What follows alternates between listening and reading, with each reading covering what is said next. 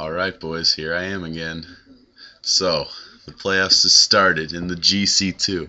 So, we're going to go ahead and start with the teams that didn't make the playoffs, which may be pretty obvious to everyone.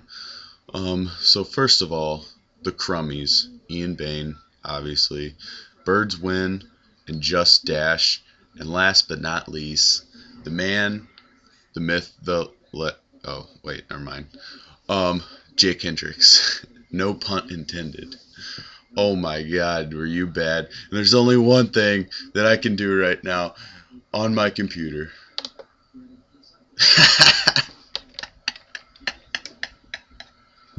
What an idiot! God, you made the worst trades ever. I, I don't know what you were doing with Zach, but anyways, you deserve a little punishment for that. And I'll tell you here in a little bit what your punishment is, and you're going to love it. So, dude, Jordan Brandon didn't stuff me in a trash can in high school, and my dad, who keeps stats for the team, did not come in and complain to Coach about it. Coacher said, "Shut up, I have a beard." Anyways, that's just my phone. Anyways, the loser of this league gets to lick KKLP's asshole. So Luke, if you're watching this, go tell your mom snubba rub dub in the tub. 275. I weigh 276 now, Austin. Don't tell me that. And I got a beard thing right here that I eat because sometimes I get hungry and I don't have food. So shut up. Okay, so Hendricks, Kyle Pullman's asshole. Never mind.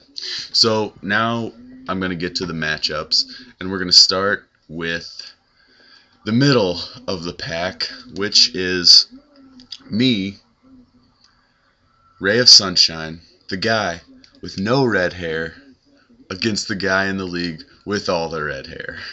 Red Hots.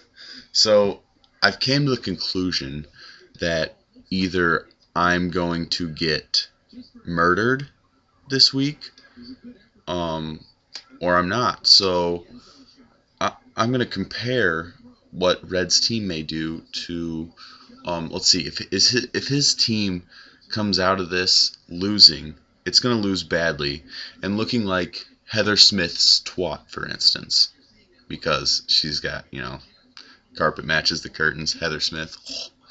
So in this instance, your team looks nothing like what Chris Johnson did this week, which, what the fuck was that? He hasn't done that all year. Of course he does that first game of the playoffs against me. It's the power of the ginger. I don't know. So either your team looks like Heather Smith's twat, Dwayne Bowe may not even catch a ball like last week. Calvin Johnson against Green Bay's defense may just get shut the fuck down. And he has a third-string quarterback thrown to him, Drew Stanton or something. He sounds like somebody from fucking Carrollton. And finally, MJD, who has been hot lately. You never know with that Oakland defense, let me tell you. Of course. You could come out looking like someone like Lindsay Lohan in Mean Girls. Just smoking hot, redhead. Too bad she's turned into shit now, but and your whole team could go off like CJ2K. Who knows? But let's I'll never say this ever again, but I really would like to see Heather Smith's twat. Alright, so let's get to the next matchup, which is Hurricane Ditka versus I Touchdown There.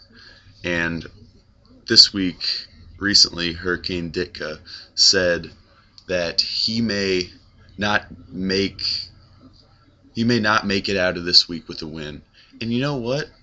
I'm going to have to agree with you there. I mean, that's what happens when you have a team, Crummy, yeah, you, that you have a team with three of your main players in Carson Palmer, Ocho Cinco, and T.O., who all seem like they're freaking ancient now, especially T.O. He can't even last this whole season. He's going to be out. He might even get injured. Who knows? And you have these three players that are on one of the worst teams in the league, probably in front of the Bills and the Panthers. I don't even know. It's just, I don't know how you made it this far. I don't know how you were fourth place or third place, and you're not going to make it out of this week, and you're going to get beat by a pedophile rapist. Are you kidding me? Nick Carter, first of all, don't come up to me at a party and try and explain your team name to me, because frankly, I don't give a shit. I mean, I get it. You like to go home, you like to jerk off to 12-year-old boys. That is not my problem. I don't know. You smell your sister's underwear. Who knows? But I don't give a shit. You're the one who's trying to cover up your pedophile team name, I touch down there, with football lingo. And it doesn't work for me because I know. I figured you out. So the next matchup is Taco versus the Grizzly Dippers. And I must say, I am a big fan. Dun dun dun dun dun dun. Oh, just take it in, boys. Filipino Price knows what he's talking about. Now, I know it's a disgusting habit and it gets to you in the end, but I'll quit. That's my New Year's resolution. But anyways, so I'm gonna give Alex Taco a little taste of his own medicine, I guess. I'm gonna give him his obituary, just like Taco did in the league a couple weeks ago. So, given that you're supposed to get beat by Grizzly Dippers who looked like they weren't even going to make the playoffs a couple weeks ago, it just only seems right because their projected points are like at least 10 more than you, I think, but who knows. Well, so in memory of Taco, Alex Ray, he died of embarrassment on Sunday, December 12th, 2010, after he realized LT was an old bitch and only got 9 carries for 56 yards instead of his normal 20 carries for over 100 yards and a couple touchdowns. Antonio Gates, who was questionable, didn't play, which I must say puts a big smile on my face. And instead of Ahmad Bradshaw, Brandon Jacobs starts getting all of the touchdown carries this week for the Giants. Now, he ends up losing to Filipino, whose team is named after chewing tobacco that I love ever so dearly. Especially, well, your team name could have been better if it was Grizzly Dippers, maybe like Long Cut Mint or something. But anyways, back to the obituary. I always acted like I loved you, but I really don't. And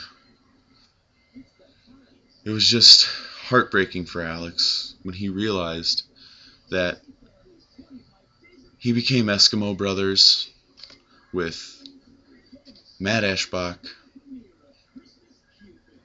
right after the night when he hooked up with KP in the middle of the levee, practically on the pool table. Now, I'm not going to miss you, I must say. You complained about how everyone said your team sucked and all this stuff, but no one said you sucked. Everyone said you were lucky, and that's just what you are. But anyways, on a better note, let's get to the last team. You're in trouble versus the replacements. You're in trouble predicted the number one team throughout the year has won the regular season for us. Predicted to score 142 points. And the replacements, Chaz Walker, whose current status is Cinderella Story, which I love, will win. Now, he's only predicted to get 108 points. But that's okay, because You're in Trouble doesn't know what's coming to him this week. We have Michael Vick, who my prediction is gets hurt in the second quarter against the Dallas Cowboys, and then Deshaun Jackson also goes down while Kevin Kolb is in at quarterback. And You're in Trouble sits there and looks in the mirror at his weird ears and realizes that he's lost fantasy football after only losing one game all year, that he's got a tiny dick, and that his mom is hot. Now, that's not all that'll happen. Brandon Lloyd will get 2 catches for maybe 16 yards. Hakeem Nicks, who's questionable, won't play very much. But anyways, regardless of this, You're in Trouble. You're going down this week, and the replacements is taking care of you. Now, if you win this thing, never mind. I'm not going to deal with that. But let's get personal here. What do you say? You're in Trouble is trying to tell me that this league, of course, is worth $20 a person, and he told me he would pay me, which he didn't. But as I recall, I think it was 10. But let's see. He would fucking cry and complain if he was in Jake Hendricks' position. Hendricks, you suck. All right. Well, this is getting dull. So I'm gonna end this now with KKLP. Luke, this is a shout out to your mom. I love her. I wanna. Okay. All right. Oh God. I gotta go to the bathroom.